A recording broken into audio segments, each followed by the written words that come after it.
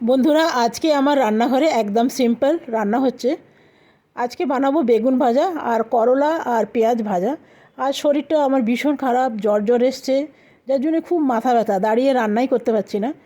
তো এতটাই যে রান্না করলাম, এটা বলতে পারেন আমার জন্য অনেক। ভয়েস দিতে গিয়ে 3-4 বার নষ্ট হয়ে গেছে, তো কোনো রকম ভয়েসটা দিলাম।